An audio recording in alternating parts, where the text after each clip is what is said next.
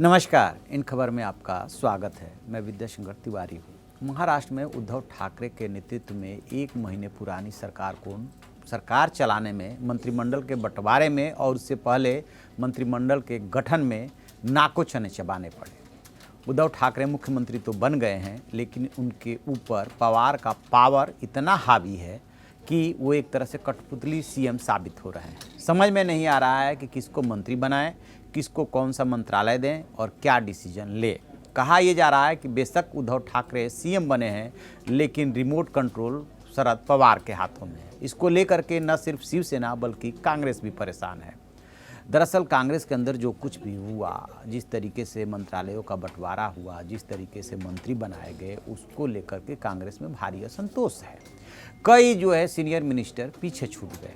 अव्वल तो अशोक चौहान और पृथ्वीराज चौहान दोनों मंत्रिमंडल में शामिल होना चाहते थे। दोनों महाराष्ट्र के मुख्यमंत्री रह चुके हैं, लेकिन सिर्फ अशोक चौहान को किसी तरह से एडजस्ट किया जा सका। पृथ्वीराज चौहान और बहुत सारे कांग्रेस के सीनियर नेता इसको लेकर के नाराज हैं और उन्होंने सोनिया गांधी से मुलाकात भी की थी कि जैसे उनके कैंप की एकदम उपेक्षा सी की गई है। अब सवाल ये है कि मंत्रिमंडल का आकार 15% तक ही हो सकता है टोटल संख्या का, और इसमें 3 पार्टियां शामिल है और ऐसे लोग भी मंत्री बनने को लालायित है जो कि ऑलरेडी वहां के सीएम रह चुके हैं। तो फिर एडजस्टमेंट कैसे होगा? इसी क्रम में क्या हुआ कि पुणे में जो कुछ भी हुआ, जिस तरीके से कांग्रेस के दफ्तर में तोड़फोड़ हुई और वहाँ पे पुणे कार्यालय में जो संग्राम थोपटे हैं, उनके समर्थक जा पहुँचे और भारी तोड़फोड़ मचाई। ये बात हाई कमांड तक पहुँची, लेकिन हाई कमांड ने उस पर कोई एक्शन नहीं लिया। उल्टे बाला साहब थोराट उनसे ये कहा गया कि आप उन लोगों को बुला के बातचीत कीजिए, उनकी नाराज़गी दूर कीजिए। जानते हैं इसकी वजह क्या है? इसकी वजह यह है कि कांग्रेस को लग रहा है कि वास्तव में उनके साथ अन्याय हुआ, लेकिन कांग्रेस का बस नहीं चला।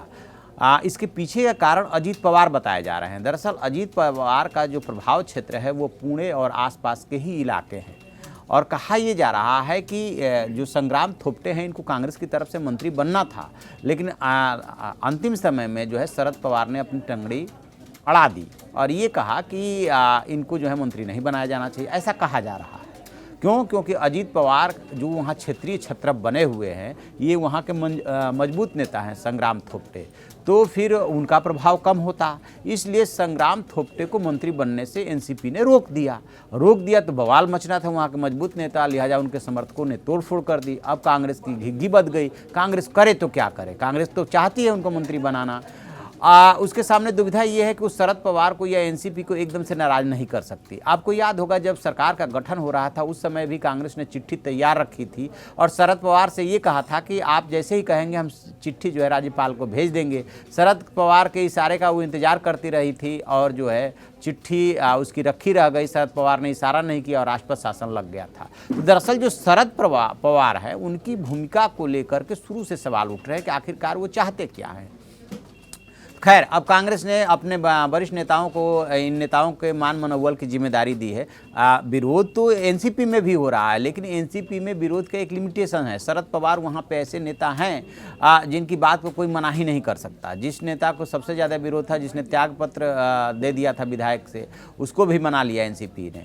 कांग्रेस के बाद यदि कहीं असंतोष है तो सबसे ज़्यादा शिवसेना में है। शिवसेना में क्यों है?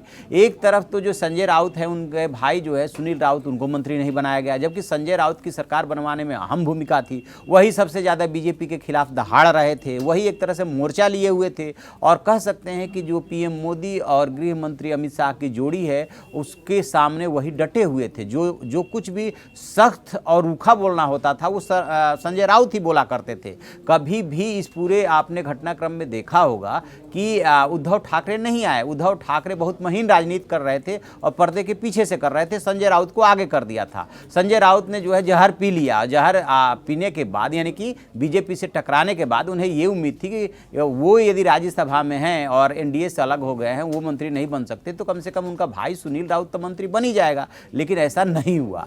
अब ऐसा नहीं हुआ तो वो संजय राउत अलग नाराज है और जो बीजेपी के नेता हैं प्रताप सरनाइक, भास्कर जाधव और भावना गवली, ये लोग खुल करके विरोध में आ गए हैं और इन्होंने उद्धव ठाकरे से मिलने का वक्त मांगा है। तो माना ये जा रहा रहा है कि शिवसेना की राजनीति में भी शरद पवार और कांग्रेस ने अपने हिसाब से इंटरफेयर किया, क्योंकि संजय राउत के जो भाई हैं सुनील राउत, उनके मंत्री न बनने देने के पीछे राजनीति जो मानी जा रही है वो कांग्रेस की मानी जा रही है। क्योंकि राहुल गांधी ने जब अपने को राहुल सावरकर बोला कि मैं माफ़ी नहीं मांगूंगा, उस समय संजय राउत ही इकलौते ऐसे नेता थे जिन्होंने ये बात बोली थी कि कांग्रेस नेताओं को, यानी कि महाराष्ट्र के वरिष्ठ कांग्रेस नेताओं को चाहिए कि जो सावरकर हैं उनकी पुस्तकें ले जा करके राहुल गांधी को गिफ्ट कर दें और राहुल गांधी पढ़ने की आदत डालें। इतना कहाँ कांग्रेस से बर्दाश्त था कि उनके युवराज को कोई इस तरीके से चुनौती दे कि आप पढ़िए, लिखिए और सावरकर को जानिए। सो माना ये जा रहा है कि कांग्रेस के इंटरफेरेंस से सुनील राउत का भी नाम था लिस्ट में, वो भी अंतिम समय में ड्रॉप हुआ है। तो एक महीना लग गया मंत्रिमंडल के विस्तार में, और अब जब मंत्रिमंडल का विस्तार हो गया उसके बाद इतने ज़्यादा झगड़े सामने आ रहे हैं। 19 तो ऐसे मंत्री बने हैं जिनके चाचा, काका, ताऊ जो है कोई ना कोई रिश्तेदार जो है बड़ी पोस्ट पे ऑलरेडी राजनीति में है और उनके प्रभाव से उनको बनाया गया है। तो जब इस सरकार को ही बाप बेटे की सरकार कही जा रही है कि मुख्यमंत्री बाप और कैबिनेट मंत्री बेटा, सामान्य तौर पे जब कोई भी यंगस्टर आता है तो उसको शुरू में ही कैबिनेट मंत्री नहीं दिया जाता है। पहले उप मंत्री का कंसेप्ट हुआ करता था, बाद में राज्य मंत्री बनाया जाने लगा।